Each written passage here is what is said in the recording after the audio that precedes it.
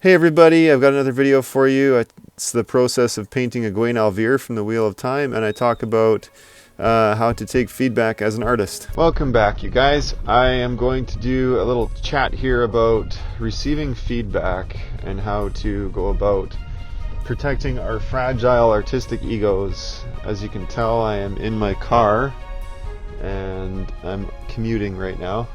But I thought I would do a little bit of a recording session here so that we can kind of just keep the progress rolling on all my videos. So, I recently have been having some conversations about feedback and how we as artists receive that feedback, or as creatives. I know it can be tough. It's one of the hardest areas, I think, for particularly young creatives to endure and come to terms and grips with in their creative journey. I know there's been times in my life when I've felt the same way, and actually, if I'm completely honest, there's times now even where I get a little bit indignant when someone gives me feedback, and there's one person in particular who gets the brunt of that, and that's my lovely wife. And probably the reason for that is kind of twofold.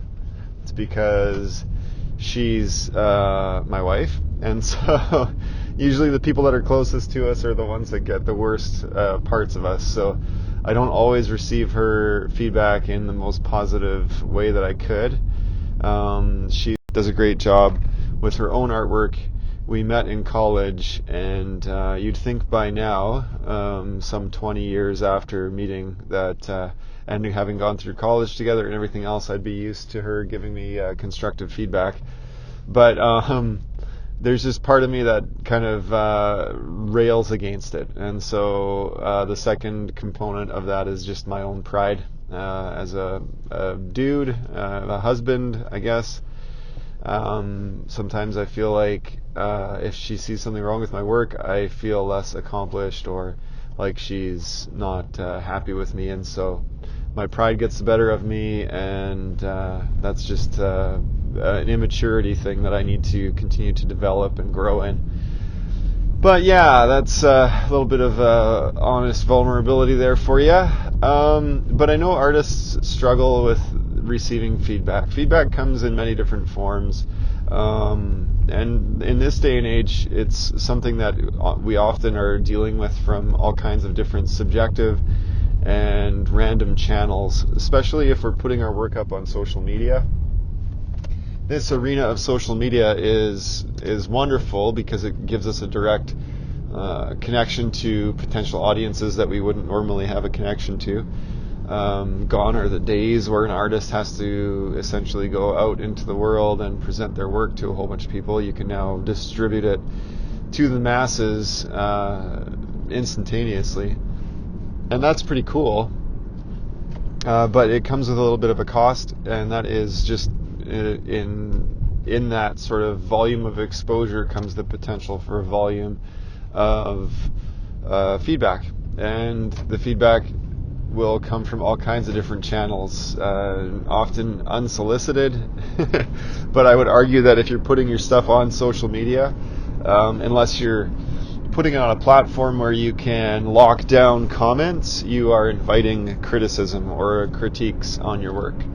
It's implied or inherent in the medium. And so yeah, as I was saying, like those sources of feedback can vary, and some of the feedback you're going to get are going to come from people who have untrained eyes. They're strictly a consumer, and they're coming at your work from the perspective of a consumer mentality rather than one of a construction or a constructive criticism mentality. And that can be that can produce sort of varying results in terms of what the feedback is, and it can also drive you a little bit crazy at times. But it is important, because if we're creating work that we're hoping a broader audience will accept or take on and be excited about, we do kind of need to consider what the contemporary consumer culture out there is interested in. And it's not just commercial art or like art centered around commercial properties. That relates to the art world as well. And if you're involved in the art world, you're going to have critics and agents and gallery owners who are going to be looking at specifically at different types of work for particular reasons. The same thing occurs even if you're looking to get into, for example, like children's book publishing, into creating content for children's books from an illustrative perspective or even a writing perspective. You're going to have an art director or a publisher, and they highly curate their list. So if you're creating stories, it can be hard if you're doing illustration work and creating stories to get it published, and it's often because you can send your book to 20 publishers, and maybe one of those publishers will be interested in your work from the perspective of, oh, this actually fits in with our list. This is something that could fit on our shelf. And you're going to get feedback from those publishers and those art directors that will be stuff like, well, while I like your work, it's not necessarily right for us. And that's fine. I mean, it's fair, right? They're trying to create a overall feel and look from their list that's curated so that everything kind of fits together. You have to remember that the publishing world and the art world, the primary goal of a gallery owner or a publisher or a store owner, a storefront, is income and marketability. And so they have to feel like the work that you are trying to sell them is something that they can market and sell and make money off of. If they feel like the work is creative and interesting but not marketable, then they're not going to be interested in picking up your book.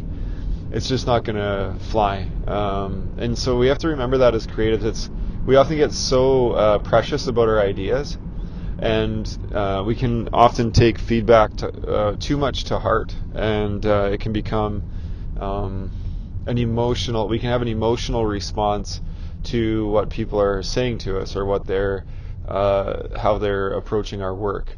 And I guess I'm just trying to reiterate, it's really important if you're trying to get your work into the marketplace in any way, shape, or form. You have to remember that in the marketplace, it's about marketability. It's about sales, and it's about how well your work fits into that arena. So it's not necessarily about the artistic merit or the meaning behind it or the value of it from a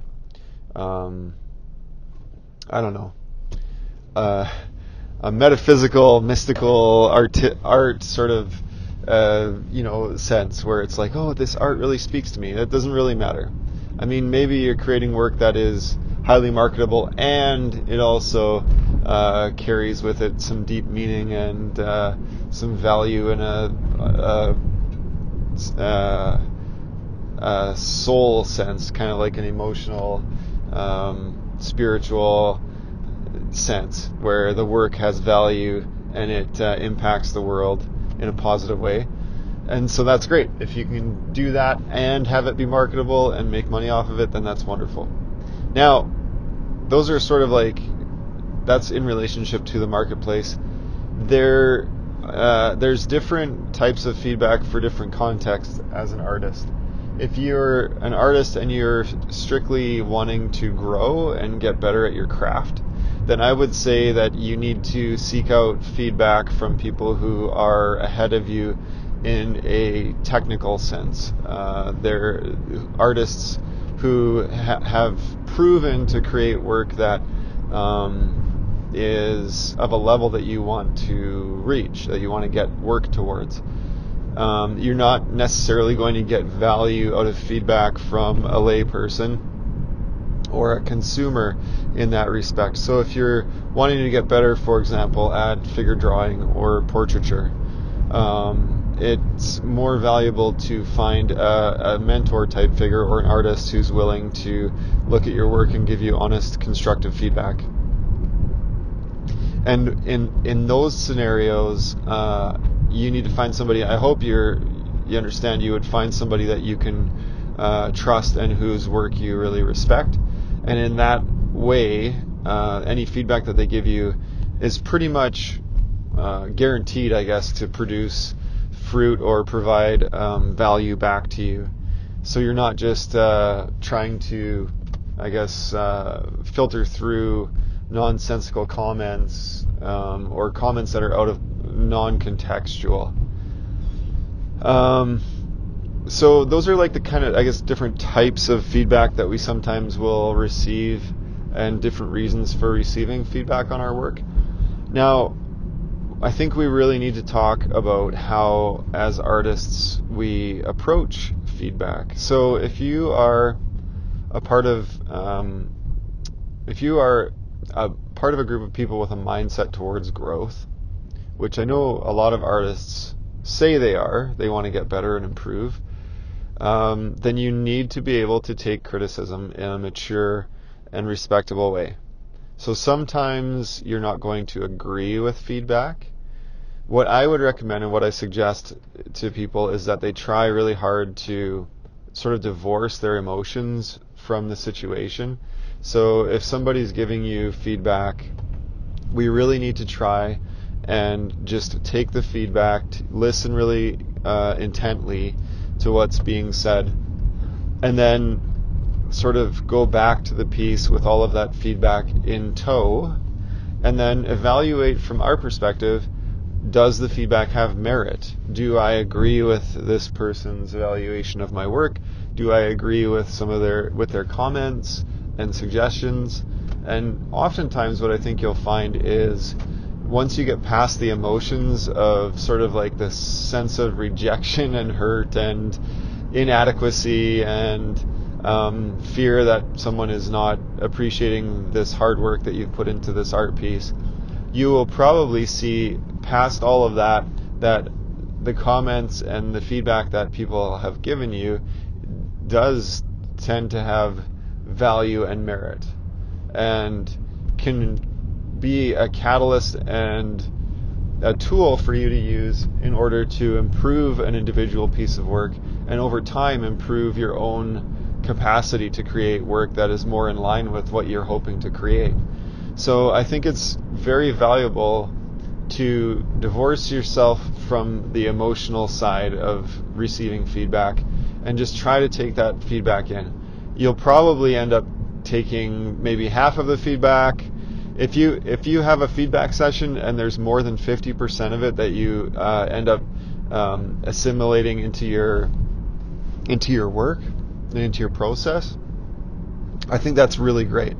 I think that like 50% is good, because you need to understand that people are just going to say what they see, and they're coming to your work from their own perspective and their own contexts. Especially if they're a creative, they're coming at things with their own practice mindset and their own systems and technical approach to creative work.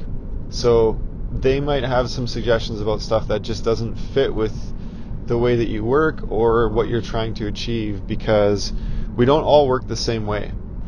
You'll find that in feedback there's probably 50% that is super accurate and something that you can implement an action on, and then 50% that is perhaps true but is not applicable to your situation as a creative or the way that you're working.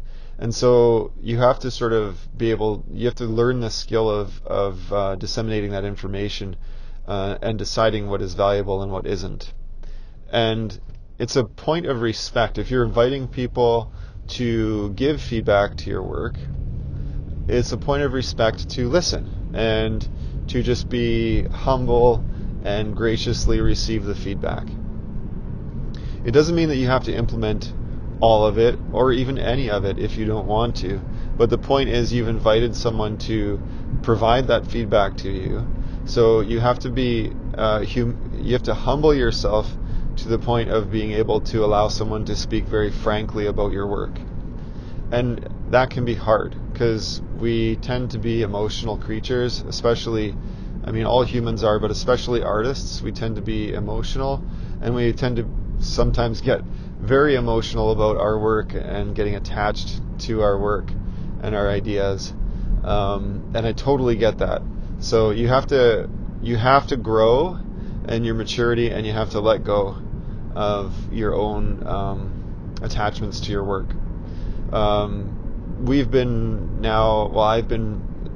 full-time self-employed creative now since 2004, so 16 years, and I've gotten to a point where my ego is seldom in the picture, or it's seldom a barrier to me receiving feedback, particularly in my commercial work. My commercial work, I've come to recognize that I am a resource for people, and it's my job to provide the best the best creative solution to my clients' needs as I can. And it's not about my creative ego. It's about their needs, and it's about me being a resource for them to utilize in order to achieve their needs. And that has been really great. I've been able to pull back and allow myself just to see the work more objectively, and stand back and see, okay, what are we solving? Are we answering the call to what my client needs, the creative brief that they have given us? Are we providing the best solution for what they need? And that is strictly just sort of a business arrangement and requires I guess some maturity. But I'm 16 years into this, and now it's really, that's all it is. There's no hurt feelings if a client wants to take something in a different direction, or change a color of something, or feels like the solution we're proposing isn't really working and we want to explore some more options or whatever. It's all fine. It's all good. What I do find is I still have a little bit of a struggle sometimes with my own personal work, where I'm very personally invested in the work, and I've spent a lot of time in thinking and conceptualizing and applying myself to the work. I've often said I have a background in graphic design, and now I'm doing a lot more illustration and animation work. But I've always said that transitioning to more illustration was a bit of a challenge, and I realized fairly quickly in that transition years ago that illustration seems to have it's more demanding on the creative from my perspective than graphic design. Graphic design is a little bit easier to remove our emotions and ourselves from. I feel like illustration always requires some level of personal investment. When you're doing the creative work, even if it's for a client, you are pulling from your own, and it's hard to describe. It's almost like it pulls a part of your essence out every time that you create an illustration for a client. And it's just different than graphic design. Graphic design feels very commercial, and I don't even know what the right term for it is. It's just less personally demanding, I find. And so with the illustration work I do, and especially my personal work, it is at times a challenge for me to let go and to not get emotionally invested. And that's probably where I run into the problems with my wife when she's giving me feedback. The other part of feedback, I know for me, I really need feedback. Like I need a sounding board. And I'm fortunate that I have my wife and I have my business partner, who are both very close to me and also very, very accomplished in what they do. And they're very good at what they do. And so that is just wonderful for me, because what happens, and I suspect that this is the same for all artists, whether you recognize it or not, feedback is something that you really need. I get to a point with every project, every piece of work that I'm working on, where I just stop being able to see what needs to be addressed and changed. I kind of get blind, and I know I don't know if all artists experience this or all illustrators, but I suspect that it's true. We just after spending so much time in a project or in a piece, it can sometimes become all just sort of the same and hard to differentiate where the issues are. So having feedback and having a sounding board is super essential for the creative process. So I think that that's probably good. It's just a little bit of an encouragement. If you're creative and you're struggling with receiving feedback, just take a step back. Try to divorce your emotions from that feedback, from the artwork, so that you can receive the feedback. Once you have the feedback, evaluate it in respect to your context, and then take what works and leave what doesn't. And it's totally okay not to act on all of the feedback that you receive. Not all the feedback is going to apply to you and be valuable. But you need to have a humble attitude, and you need to be willing to receive the feedback if you're genuinely asking for it. And if you're putting your stuff up on social media, you are inviting all kinds of feedback. Whether you think you are or not, that is what you are doing. And so be respectful to people if they comment on your work through social media, or if they share it and talk about it, and allow them to have their own say in what they think your work is about and what it looks like. So I hope this has been encouraging to you, and I hope that you all find a really great group of people or person who can provide you with really constructive and valuable feedback on your creative process. So I wish you the best in your creative endeavors. I know it can be hard at times as creatives to allow these things to happen, to allow feedback to come, but you can do it, and your work will be better for it. So thanks very much for listening and watching this video. Until next time, be good to each other.